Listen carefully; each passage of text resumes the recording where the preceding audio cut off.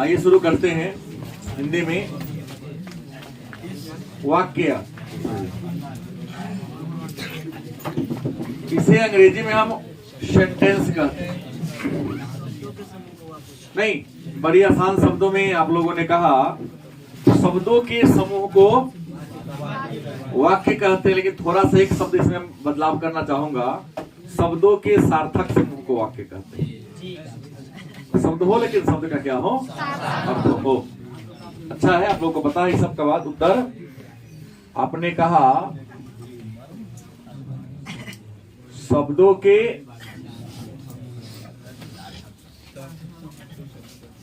सार्थक समूह को क्या कहते हैं, वाक्य कहते हैं। एक प्रश्न आया कि वाक्य क्या है या वाक्य कहते किसे हैं, तो आपने उत्तर क्या दिया, शब्दों के सार्थक समूह, मतलब वह शब्द जिसका क्या हो, निश्चित अर्थ हो। जिस शब्द का कोई निश्चित अर्थ हो, तो अर्थपूर्ण या अर्थ वाले शब्दों के समूह को क्या कहते हैं, वाक्य कहते हैं। अब सवाल है कि शब्दों के सार्थक समूह, जैसे पटना बिहार की राजधानी है। बिहार की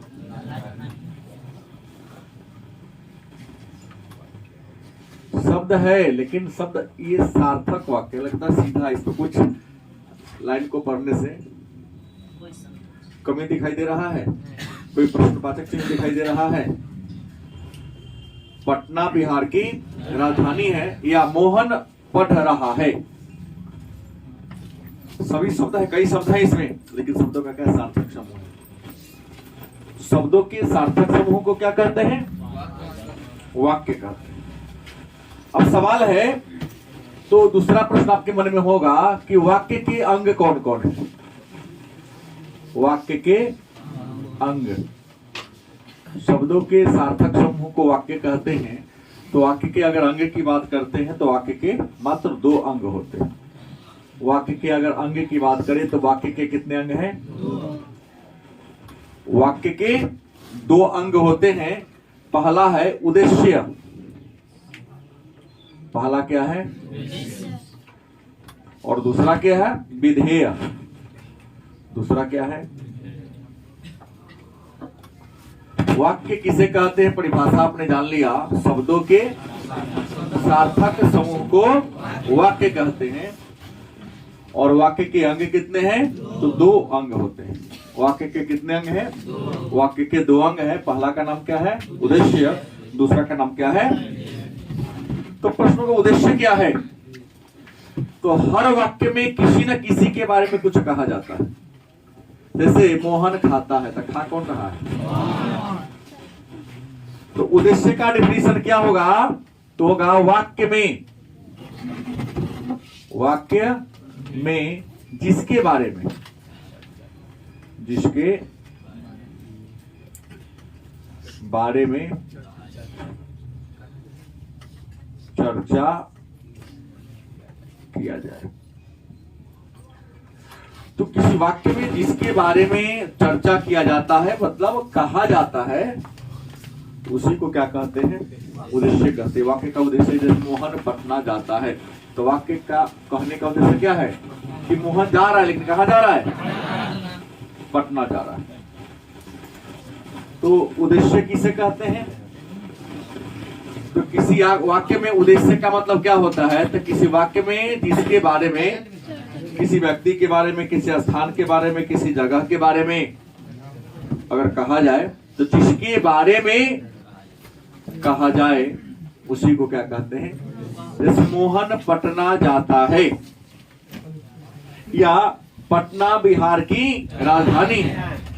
पटना बिहार की, इस वाक्य में किसके बारे में कहा जा रहा है भाई, बिहार के बारे में कहा जा रहा है। क्या कहा जा रहा है कि पटना जो है वो बिहार की क्या है, तो इस वाक्य में उद्देश्य कौन होगा, कौन होगा? जिसके बारे में कहा जाए। तो बिहार के बारे में कहा जा रहा है कि बिहार की राजधानी कहाँ है? दूसरा क्या है? विधेय। मन में होगा विधेय क्या है? तो उद्देश्य के विषय में जो कहा जाए। किसके विषय में? यह वाक्य में जिसके बारे में कहा जाए। और यहां क्या कहा था? उद्देश्य के। किसके? उद्देश्य के विषय में जो कहा जाए। तो यहां उद्देश्य कौन है? बिहार है। उद्देश्य कौन है? बिहार। और बिहार के बारे में क्या कहा जा रहा है? कि पटना, मतलब उद्देश्य बिहार है, राजधानी क्या है? तो उद्देश्य के बारे में क्या कहा जा रहा है? कि पटना उसकी क्या है? विधेय है, मतलब क्या है? राजधानी है। तो उद्देश्य के बारे में या विषय में जो कहा जाए उसे हम विधेय कहते हैं। और वाक्य में जिसके बारे में कहा जाए उसे क्या कहते हैं? उद्देश्य के नाम से कहते हैं। ये बात समझ गए? तो वाक्य के अंग हो गए। एक और बात आता है, वाक्य के तत्व आता है। वाक्य के, देखिए वाक्य तब कहलाएगा जब उसमें कुछ खास बातें हो। अगर वह बात नहीं होगा तो उसको आप वाक्य नहीं कर सकते। राम रोटी क्या वाक्य हुआ? ही बच्चा लोग बोलता है ना, पूर्ण वाक्य नहीं बोलता है, अपूर्ण वाक्य, अधूरा वाक्य बोलता है। छोटे छोटे बच्चे की बात बोलता हूं। तो प्रश्न है कि वाक्य के तत्व कितने हैं? तो विद्वान कहते हैं कि वाक्य के तत्व की बात करते हैं तो 6 तत्व होता है। वाक्य के अंग कितने हैं? तो आपने कहा वाक्य के 2 अंग है। लेकिन वाक्य के तत्व कितने हैं? तो 6 तत्व है। पहला कौन है? योग्यता। वाक्य के 6 तत्व है, इससे पहला कौन है? योग्यता। दूसरा क्या है? सार्थकता। क्या है? सार्थकता। तीसरा जो है आकांक्षा।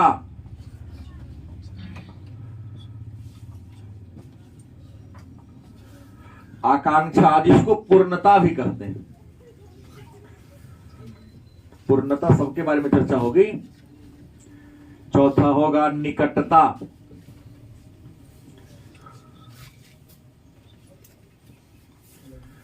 पांचवा होगा अपेक्षित पदक्रम। अपेक्षित पदक्रम। और छठा क्या होगा? अन्वय।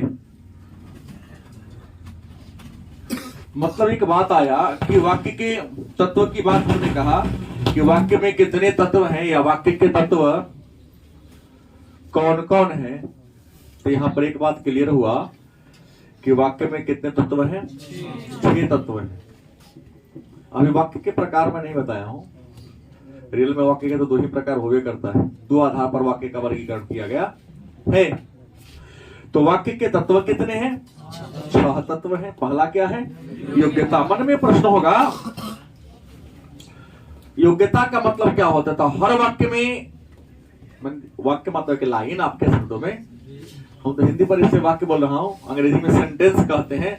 और आम बोलचाल के बाद एक लाइन लिख दो, ठीक है। लाइन जो हो गया उसी को हम कहते हैं वाक्य कहते हैं। तो योग्यता क्या है? योग्यता का मतलब क्या होता है?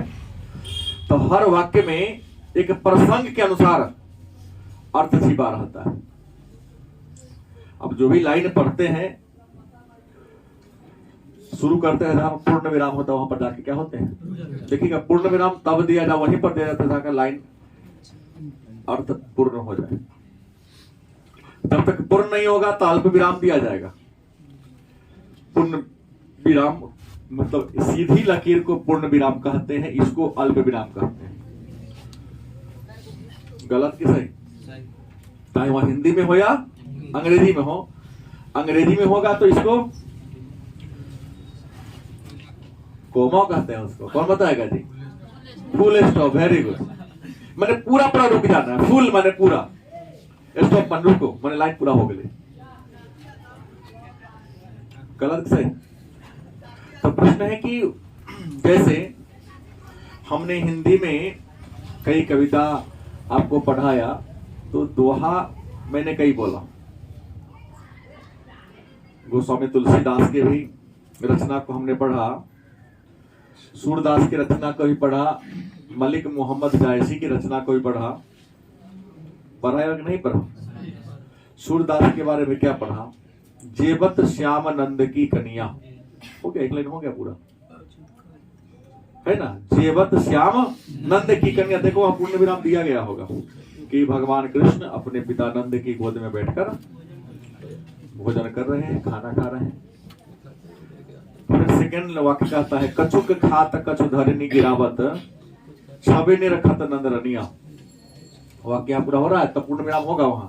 माने कुछ खाते हैं, पूरा लाइन हो जा रहा है, कछुक खात कछु धरनी गिरावत, कुछ खाते हैं कुछ धरती पर गिराते हैं, छवि निरखत नंद रनिया, उस दृश्य को नंद रानी मतलब भगवान कृष्ण की माता देख रही है।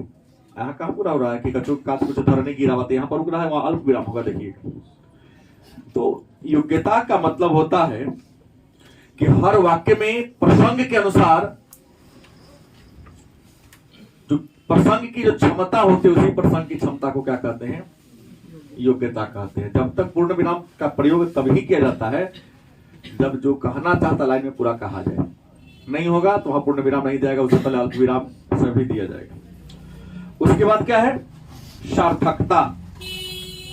देखिएगा, अगर कोई लाइन लिखते हैं ना तो वाक्यों का सार्थक क्रम, शब्दों का सार्थक क्रम होता है। जैसे राम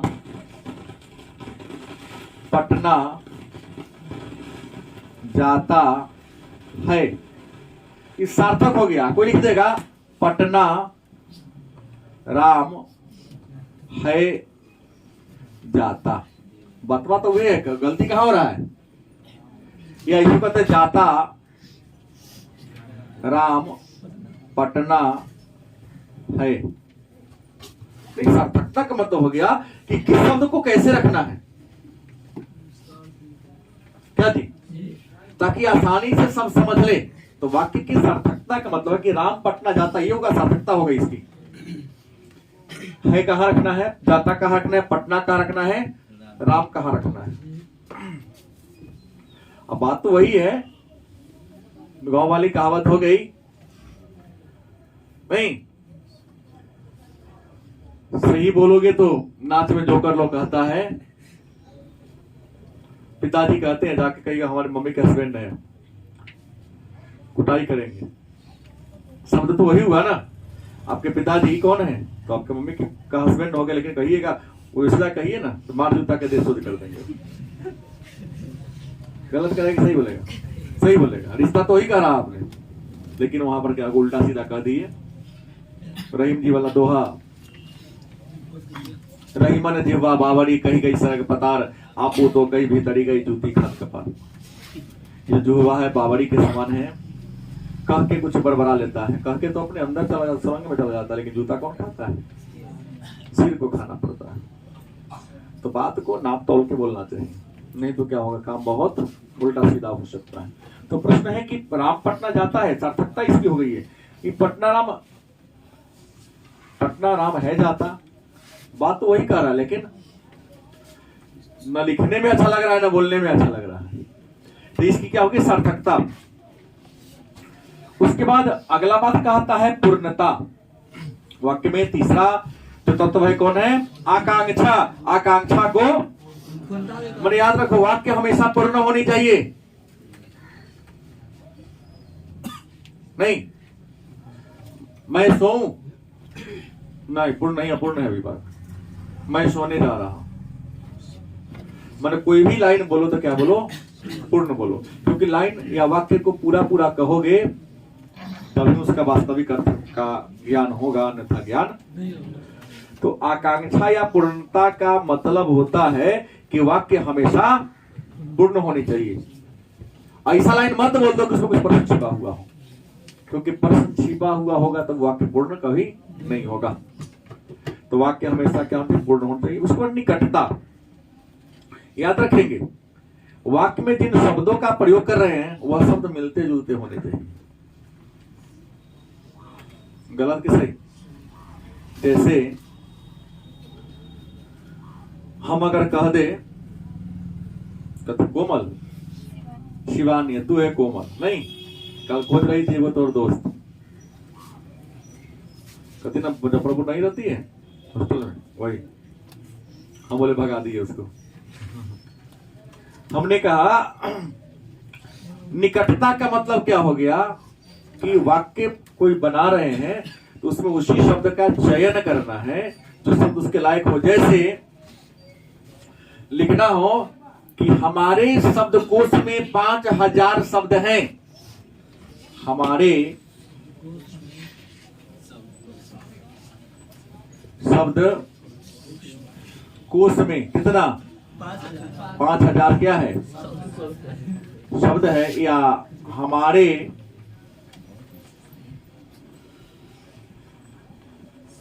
शब्दकोश में 5000 शब्द हैं, या हमारे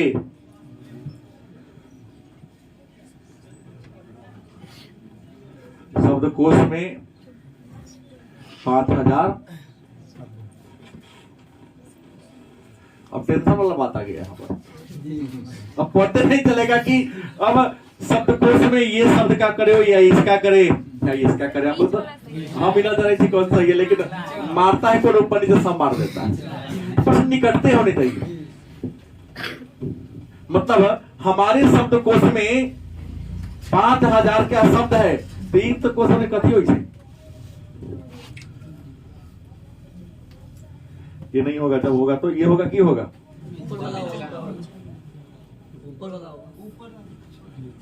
इकोश माने खजाना होता है, और इकोश माने शब्द का कोश होता है, इकोश माने दूरी वाला कोश होता है। अब लेकिन देखो ना हमारे शब्दकोश में 5000 शब्द है, तो इसका मतलब हो जाएगा हमारे शब्दकोश में 5000 दूरी है। अगर ये लिख दोगे तो लिखेगा हमारे शब्दकोश में डिक्शनरी में 5000 रुपया है, ये कोश माने रुपया होता है, इस कोश माने शब्द का कोश होता है। ठीक है, तो निकटती होनी चाहिए, मतलब शब्द का चयन करना पड़ेगा। तालाबे से मूर्धन्य से डंडी से को ख्याल रखना पड़ेगा। यहाँ तो बड़े करते का शब्द छपा देता है, कहाँ अल्प विराम है, कहाँ पूर्ण विराम है, हाँ इसका कोई ध्यान नहीं दिया जाता है। देखने को मिल रहा है 3 दिन से अनुभव मिल रहा है खूब। हम तो कई बार बार क्लास में बोलता हूँ ना कि गरीब कभी सुधरने वाला नहीं है, कि गरीब अपने गरीबी के लिए खुद जिम्मेवार होता है।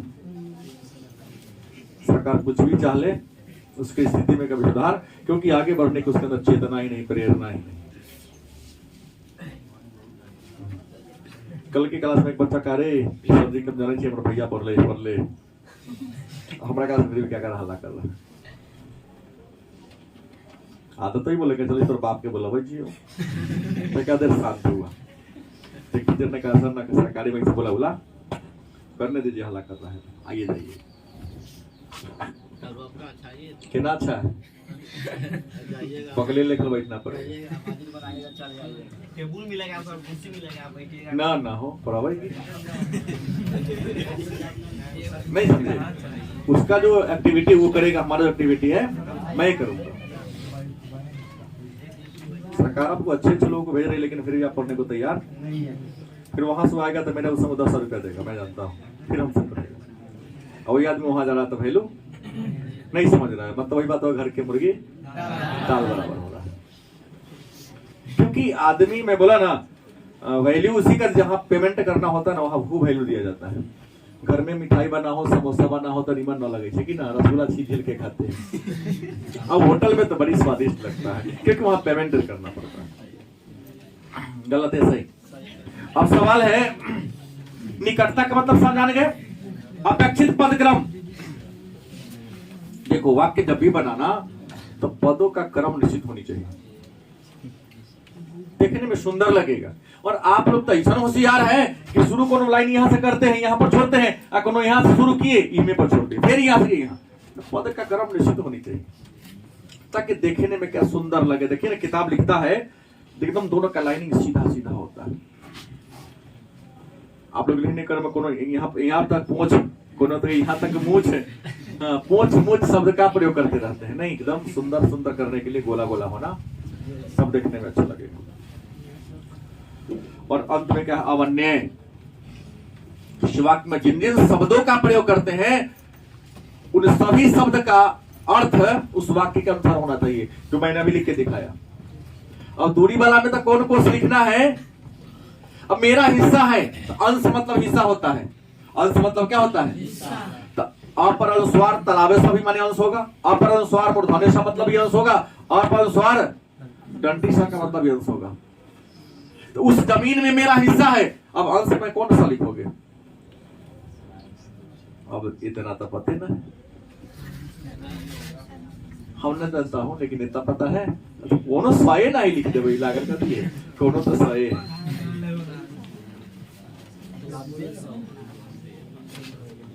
तालाब अंश, अंश माने हिस्सा। डंटी सा अंश, अंश माने क्या होता है, कंधा। वो जमीन में हमारा अंश है, तालाब जमीन में कंधा है। अच्छे लोग चेकिंग है तो क्या कर देंगे, काट देंगे। तो ये 6 तत्व हैं वाक्य के, तो ये होनी चाहिए। हालांकि यहां तक अभी आपका दिमाग नहीं जाएगा। यहाँ तो हिंदी ऑनर्स करने वाले आते हैं, देख रहे हैं थक पर थक लगता है, बाद में वहीं पर रहेगा। अब है वाक्य के भेद। वाक्य के भेद, अच्छा भेद को प्रकार कह सकते हैं। वाक्य के भेद कहे तब या वाक्य के प्रकार कहे तब। तो मैं आपको बता दूं, वाक्य का 2 आधार पर बांटा गया है। वाक्य को कितने आधार पर बांटा गया है, 2 आधार पर। पहला रचना के दृष्टि से, रचना के दृष्टि से, और दूसरा अर्थ की दृष्टि से। अर्थ के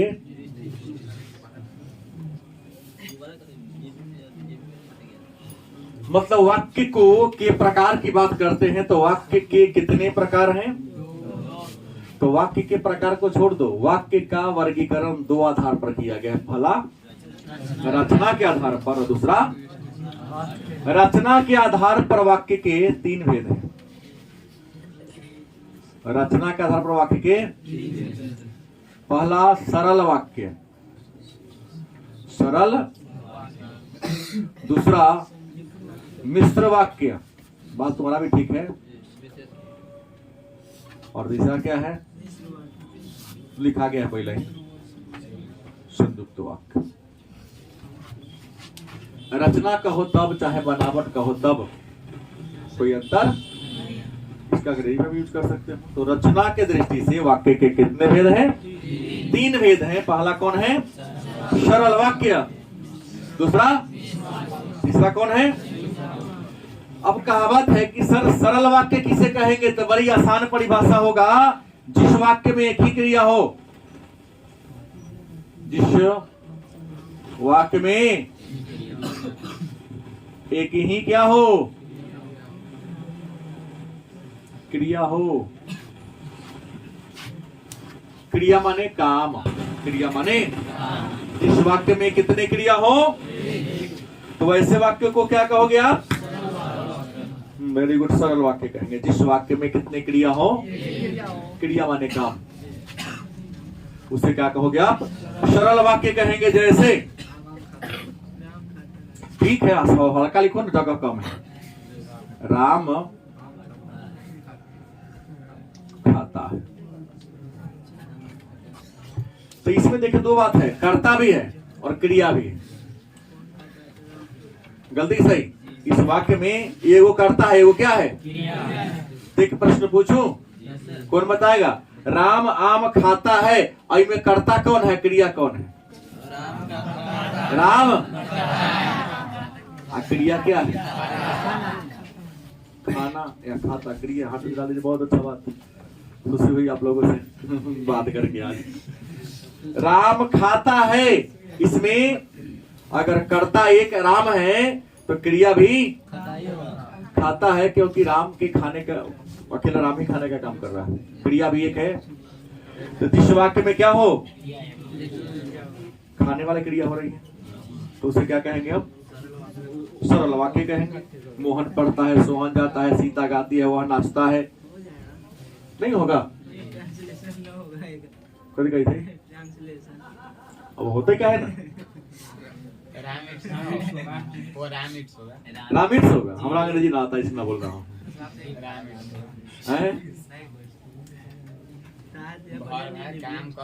जो हो हर चीज का ट्रांसलेशन होगा, ऐसा नहीं है कि जिसका ट्रांसलेशन ना होगा। अगर ये आप सोचते हैं तो गलत सोचते हैं। आम ना रहेगा तो ना होगा, देख लो।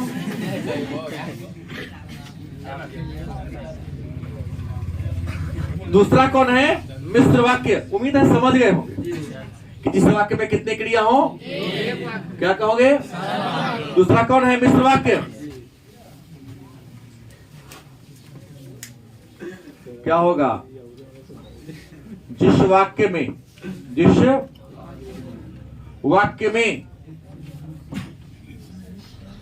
एक सरल वाक्य के अलावे एक सरल वाक्य के अलावे एक अंग वाक्य भी।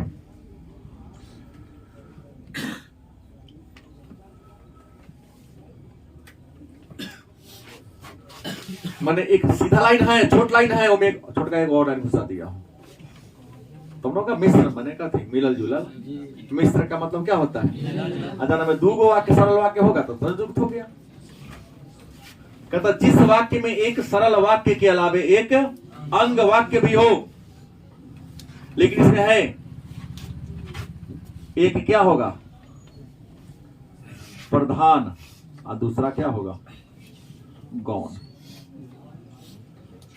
मतलब जिस वाक्य में एक प्रधान वाक्य हो और दूसरा क्या हो, गौण में छुपल वह है जरूर लेकिन दिखाई नहीं दिया, मतलब नहीं देता है, तो उसे क्या कहते हैं, इसलिए इसको याद नहीं होता है। क्या कहते हैं, मिश्र वाक्य। जैसे हम यहां ले सकता हूं, राम ने कहा, राम ने कहा, क्या कहा, वह पटना जा रहा है, पटना।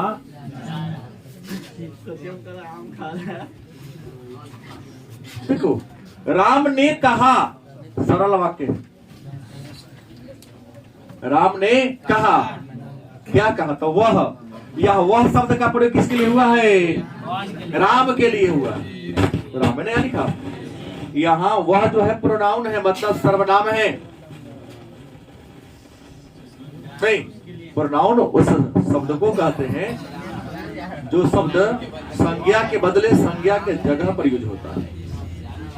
नहीं, प्रोनाउन की संख्या शायद 12 है, जो आप लोग का काम है गिनना। 6 गो है, अच्छा, अनठिकानी न मारे के है, या ये ध्यान देना है। राम ने कहा, क्या कहा, तो राम ने कहा सरल वाक्य हो गया। क्या कहा, तो वह शब्द किसके लिए, राम के लिए आया है, वह पटना।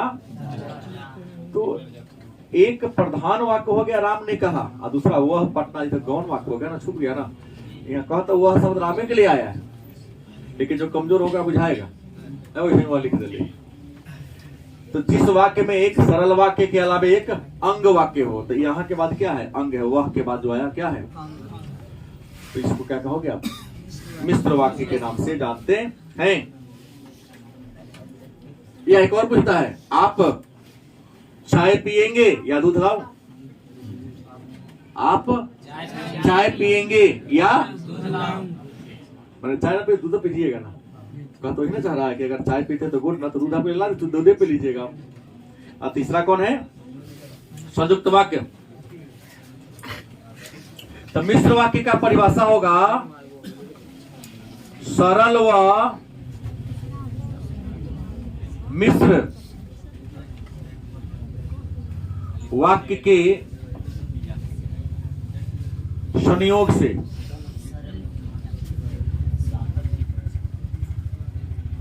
से बने वाक्य।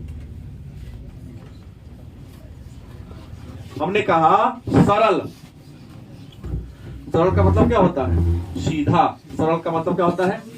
सरल व मिश्र वाक्य के संयोग से बने, मतलब वह वाक्य जिसमें एक सरल वाक्य भी और एक सरल वाक्य और मिश्र वाक्य के संयोग से जिस वाक्य का निर्माण होता है उसे क्या कहते हैं? जैसे मैं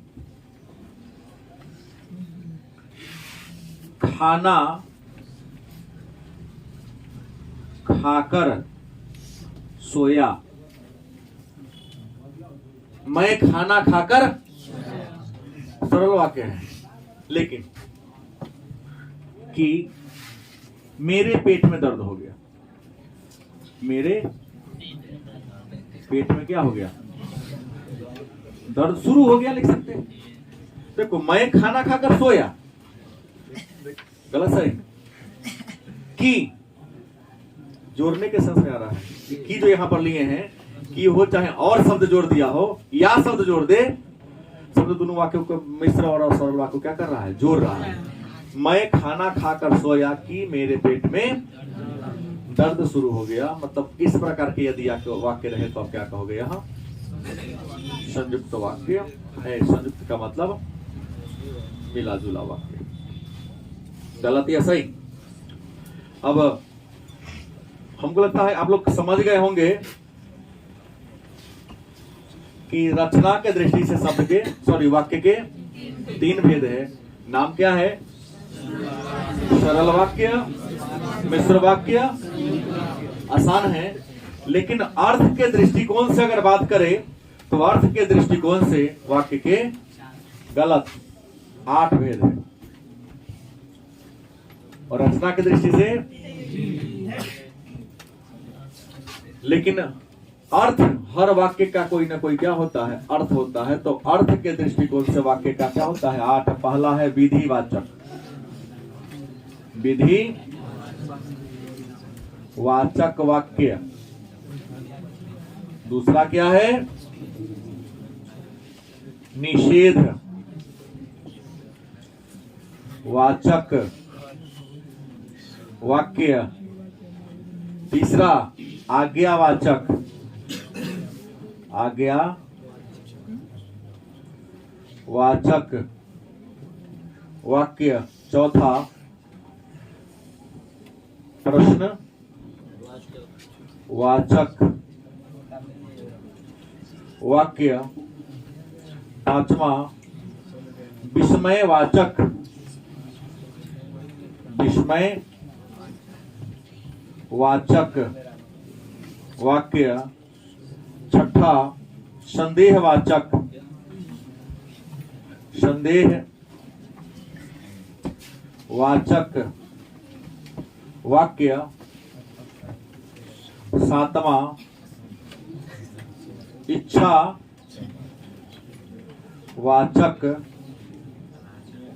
वाक्य।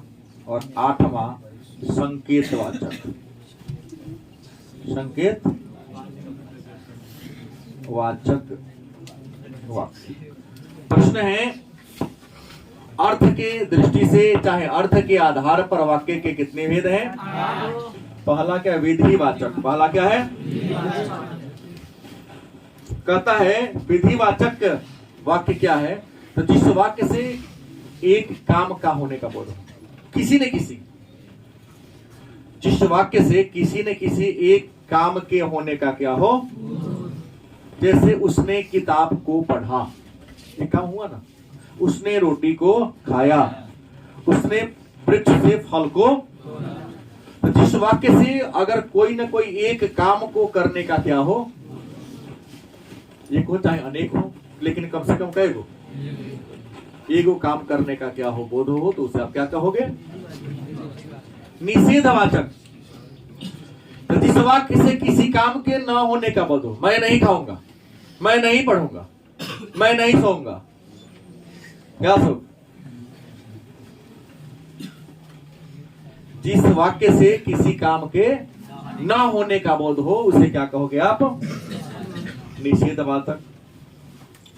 आज्ञावाचक, जिस वाक्य से किसी को आदेश देने का या हुक्म देने का। एक गिलास पानी लाओ, अरे टेबल उठा के यहां रखो, बुक उठा के लाओ, मेरा मोबाइल चार्जर में लगा दो, अरे स्विच ऑन करो बल्ब का। नहीं। तो प्रश्न है आज्ञावाचक। प्रश्नवाचक की बात करते हैं तो जिस वाक्य से प्रश्न पूछने का क्या हो, जिस वाक्य से प्रश्न पूछने का क्या हो, बोध हो, उसे क्या कहोगे। उसके बाद विस्मयवाचक वाक्य, मतलब कुछ ऐसे वाक्य है जिस वाक्य से हर्ष का, शोक का, दुख का, घृणा का, आश्चर्य का बोध हो। नहीं, हे भगवान क्या कर दिया उसने, ओह आपको चोट लग गई, नहीं होता है।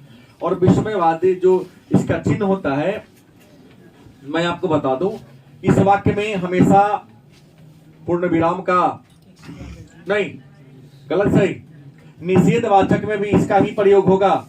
लेकिन आज्ञावाचक की अगर बात करते हैं तो आज्ञावाचक में भी पूर्ण विराम का होगा, लेकिन प्रश्नवाचक वाक्य में हमेशा लास्ट में क्वेश्चन मार्क का होगा। विस्मयवादी बोधक में हमेशा एक पूर्ण विराम के नीचे एक गलत सही, एक्सक्लेमेटरी इसको कहते हैं, हिंदी में विस्मयादि बोधक चिन्ह इसको कहते हैं। संदेहवाचक, संदेहवाचक का मतलब होता है जिस वाक्य से किसी काम का पूरा न होने का, मतलब संदेह हो कि होगा कि न होगा। जैसे हमको आप लोगों पर हमेशा संदेह बना रहता है। इस बार अभी ऐसा चेहरा हमको चुनाया उनाया नहीं। अलग बात है कि सोमवार से चुनने की कोशिश करने जा रहा हूं, मतलब रिजल्ट में उसको छांट सकूं मैं, ऐसा भी चेहरा चुनाया हमको नहीं। सही बोल रहा हूं, गलत नहीं बोल रहा हूं। क्यों? क्योंकि वो ग्रामीण कहावत है, ज्यों ज्यों मुर्गी मोटाती है त्यों त्यों दुम छिटकाती है। इतना बार सारे बसपुरिश हुआ, सब चाट पोस के क्या कर लिया, हाँ बराबर कर लिया, पकौड़ी की तरह तल के खा गया, फ्राई करके खा गया। हाँ बेसन वही में मिला दिया।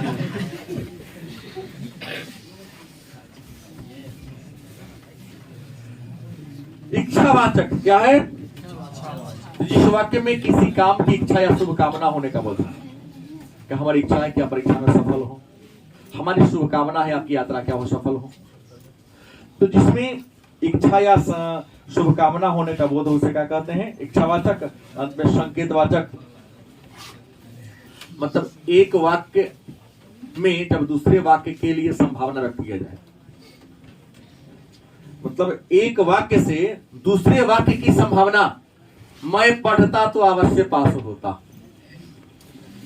ठीक है ना। एक वाक्य है कि अगर पढ़ते तो ना पास होता, मैं संभावना है ना, मैं पढ़ता तो अवश्य पास होता, यदि मैं समय पर स्टेशन पहुंचता तो गाड़ी अवश्य मिल जाती। तो एक वाक्य से दूसरे वाक्य की यदि संभावना का व्यक्त हो तो उसे क्या कहेंगे? संकेतवाचक वाक्य के नाम से जानते हैं। तो उम्मीद है वाक्य और वाक्य के भेद के बारे में जो मैंने चर्चा की आपको समझ में आया होगा। नहीं तो वाक्य को जान लिए। कल कौन दिन है? शनिवार है। तो कल की क्लास में हमारी कोशिश रहेगी कि मैं समास पर चर्चा